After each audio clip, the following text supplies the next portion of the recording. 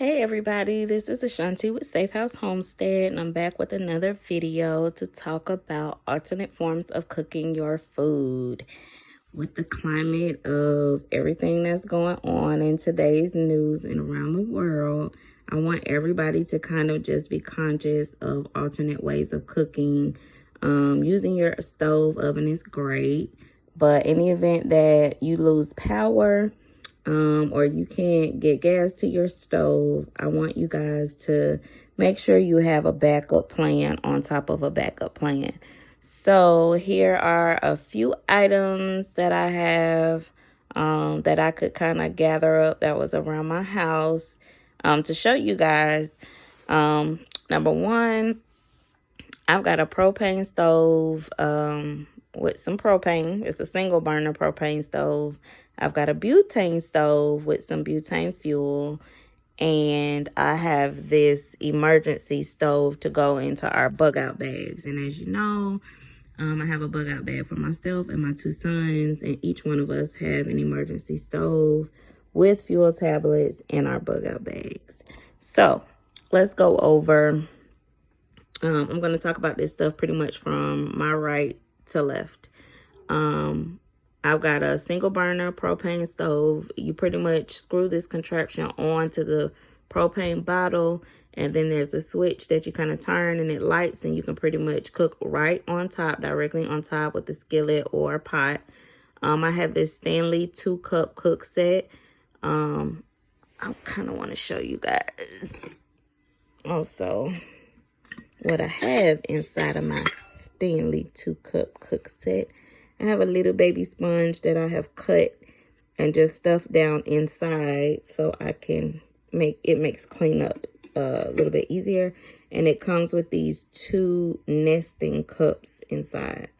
The other one is inside, and I like it because it has pretty much measuring. I don't know if you guys can see that, but it has the measuring on the inside as well. But this fits snugly into my bug out bag. So I'll just kind of set that to the side. I've got some striker fires. I have some alternate ways of starting a fire as well. So I've got some extreme start fire starters. These are some fire starters that I made myself out of cotton rounds and wax. Of course, your handy dandy matches. I've got stormproof matches. And I've got my magnesium ferro rod. But let's get back to this propane stove. I have yet to use this thing. This is the newest thing that I bought in addition to my emergency stove. But I'm excited to use this thing. Like, I want to... Initially, I bought it to go into our bug out bags, but I did not factor in the propane and how heavy this could be. And I don't want to have to carry this around in a bug out bag. So that's why I invested in the emergency stove. But y'all, my butane stove, I love this thing. It's a single burner. I wanted to get a double burner at first, but I'm kind of glad I got the single burner because it's not heavy. It cost me like $25. I don't think I spent any more than like $25 on this thing. The butane fuel is not expensive. It's kind of hard to find. You kind of have to hunt around for the butane fuel.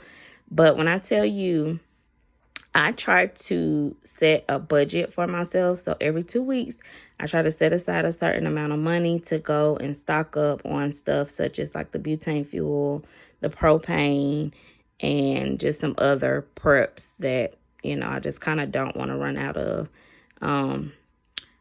I have my camp cook set, my dining set. I love this set because it's lightweight. I believe it's aluminum, but it's so lightweight, y'all. And when I tell you I use this, I do a bonfire every year. And I use this during our last bonfire at Halloween. I cooked my beans on my butane stove using my camp cook set. And I used our fire pit with the tripod over top to cook our hot dogs and to do s'mores and stuff. And I mean, I love it. I love this thing. It's not heavy. And you really have to consider weight when you're considering your preps. Even if it's not going into your bug out bag, you still want to consider weight. Because if you have to load your car and leave, you don't want to have to pack a whole lot of heavy stuff. You want stuff that you can just pick up and go. So yeah, I have my emergency stove. I'm pretty excited to try this thing out. I want to see how long the fuel tablets actually burn, and the intensity of the heat is what I would like to test out. But yeah, in addition to these items, make sure you, well, in terms of starting a fire, make sure you have your fire starters, people. Please make sure you have alternate forms of starting a fire: matches, lighters, fire starters, dry wood, tinder, all of that stuff you should consider when, you know, coming up with your preps. But also make sure you have a barbecue grill. I have a small patio barbecue grill. I think I may have spent like $13 or $15 on that patio grill. And I have bags of charcoal. Like, I do not like running out of charcoal. If you don't have matchlight charcoal, you can get, make sure you have a little bit of lighter fluid, or just make sure you are kind of experienced with starting a fire using any of these methods, like a fire starter, and getting that charcoal to burn without lighter fluid.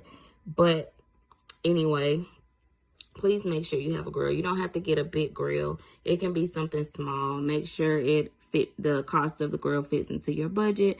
Make sure your space permits for the grill. Make sure you have plenty of charcoal on hand. Make sure you guys have plenty of propane if you choose to get a propane grill. Make sure you have alternate ways of cooking your food. I do not want you guys to get caught in a situation where you cannot use your stove, you do not have electricity, you do not have a grill outside. Make sure you invest in at least one of these methods, please.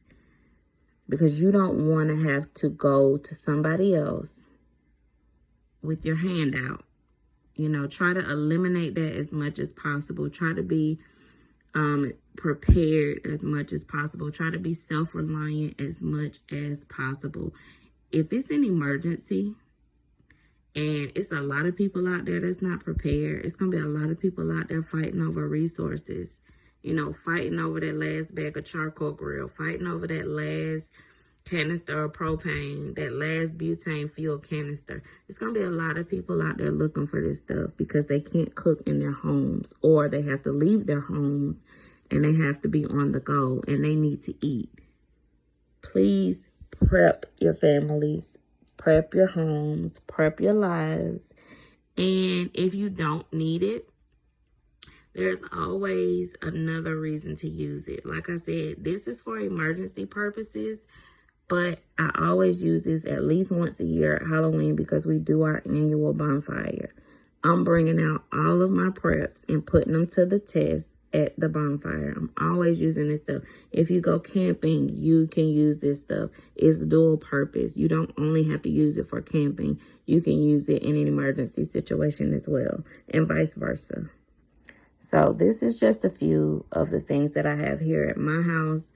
In my apartment, but I also have things at my mother's house because she lives in an actual house and she has more space than I do. So these are just a few items. So if your budget permits, you guys, please think about what you can do to prep your families, what you can do to feed your families in the event that you can't access electricity or gas. So until the next video, I'll see you guys later. Thanks for watching. Make sure you hit the like button, comment, subscribe, and I'll see you guys later. Peace.